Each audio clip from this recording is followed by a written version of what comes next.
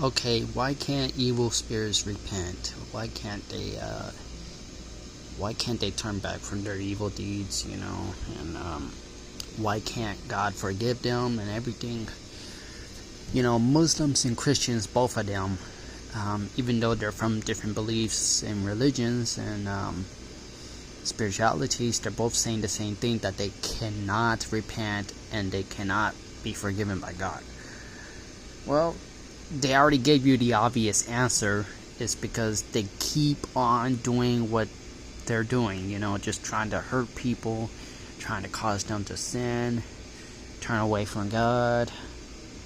And they've already given you the obvious answer, both Christians and Muslims. Okay. Another thing is the thing is, beings and entities from higher dimensions, they manifest faster than us, okay? For us, it may take months, weeks, or years, but for them, manifestation takes within 1 second. And once they manifest something, they cannot turn back. They can't, okay? It's because their vibrations are so high that it changes their entire being. Okay? And that pride and ego that they have, it's only making it worse for themselves, man. And once they made a decision, they keep with that. Because they change their entire function. Why? It's because they're not... Look, here. The best way I can explain it is... Okay, we're biological creatures. They are not, okay? They're not physical.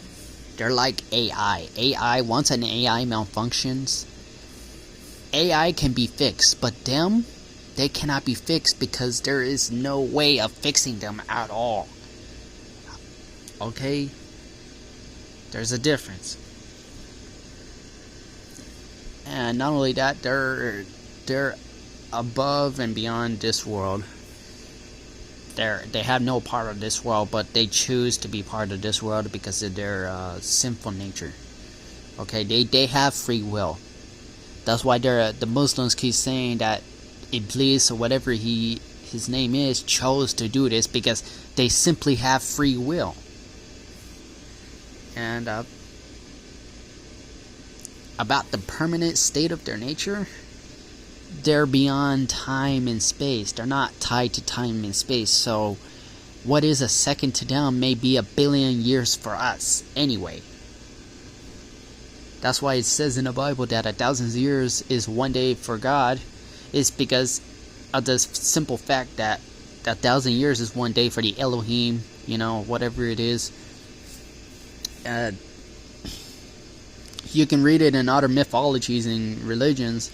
Like, for example, the Chinese culture, they say that the gods, 1,000 years is like 1 minute, and it's a lot. So yeah, that permanency thing is basically part of their nature by default. So permanency, is that, so 1,000 years, it may be 1 second for them, but it's a long time for us, and it's going to take eternity for them to change. Yeah, that's how bad it is. And that's why God cannot forgive them. And I can explain to you with other religions other than the Bible, other than Islam, Muslims, other than Chinese culture and mythology.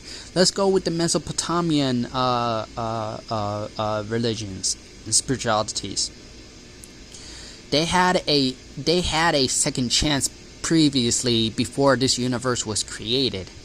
Let's take, for example, Tiamat and her consort.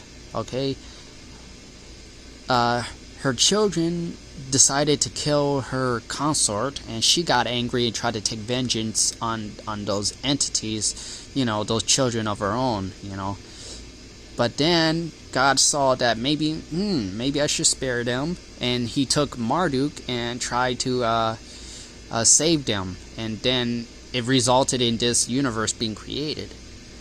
But if you read in the book of Genesis and everything and all kind of stuff, they did it again. They sinned again. They had a second chance and they blew it. And they became these fallen angels, these demons, whatever you want to call them today. And that's and the behemoth, remember the serpent or whatever, the Leviathan? That was Apis, or whatever that serpent from Egyptian mythology that was battling with Ra. And then the other one was man, it's a lot to explain, but yeah. Yeah, I'll explain more later. But yeah, this goes very deep. They had a second chance before this universe was created, and they blew it.